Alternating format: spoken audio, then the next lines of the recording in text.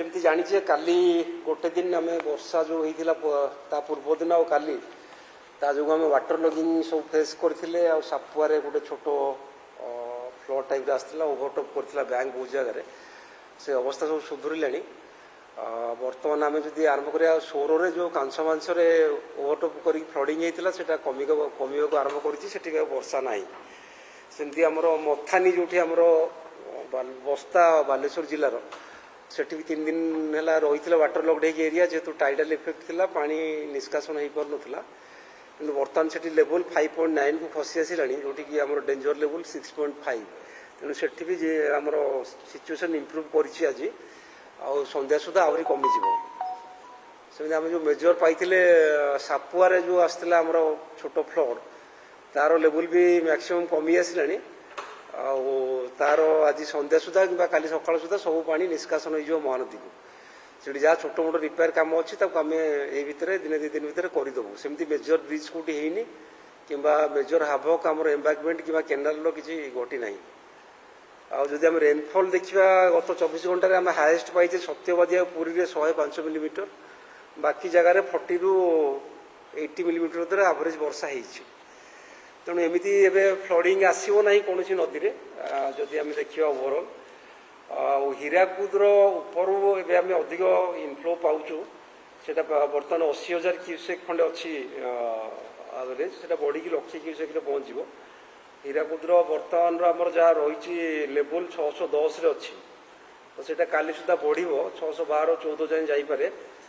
ताकू आम काली संध्यारे कि सोमवार सकाଳେ डिसाइड करूँ आउ कि पानी महानदी छाड़ापी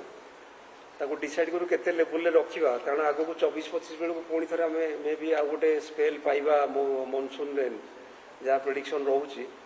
से अनुसार आम हीराकुद मैनेजमेंट में भी प्रस्तुत रोचु आज जहाँ आमर सब रिजर्वर लेवल अच्छी आमर खाली सालंदी गोटे गेट खोला अच्छे से 65% स्टोरेज अच्छी आउ बाकी मेजर जो 10टा आमर रिजर्वर अच्छी 8टारे 50% भितर पानी अच्छी माने आम सफिसीयंट स्टोरेज जाए करें ना वर्षा से कैचमेंट रे कम हो 50 ରୁ 75% भितर 2टा रिजर्वर अच्छी गोटे सालंदी गोटे लोअर इंद्र में हीराकुद आज पाखापाखि 39-40% पानी अच्छी से ग्राजुआली बढ़ुची मुंडली रे बर्तमान 1,60,000 क्यूसेक पानी प्रवाहित होता उपर मुंड बरमुली पाखापाखि 2 लाख क्यूसेक पानी बर्तमान प्रवाहित होती तेणु संध्यारू काली सकाळ सुधा आम मुंडली आशा करवा 2.5 लाख क्यूसेक पानी पास कर 2.5 लाख क्यूसेक महानदी गोटे छोट प्रवाह से किसी असुविधा ना कि बन्या हमार परिस्थिति ना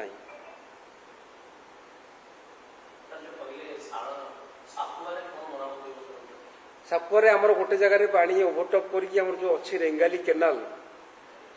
ता भितर पानी पशि जाइतिला सेटा पाखापाखि 40 मीटर चौड़ार गोटे 3 मीटर हाइट्र माटी बंध खसी जाइए ताकू आम पानी कमिला 3-4 दिन भर रिपेयर करदेबू ता छड़ा आम भी से केनाल पानी एक्चुअली इरिगेशन पानी दबा आरंभ करूँ जेहेतु वर्षा होती आम इरिगेशन पानी कमे देचु रिपेयर करके आउ थे 3-4 दिन सोमवार बेलू प्राय आम आउ थे पानी रिज्यूम करूँ छाड़ा रेंगाली राइट केनाल रे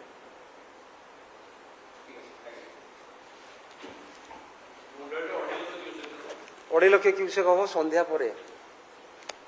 आ बढ़ ना प्राय से 2.5 लाख रही अधिक पानी आसो ना।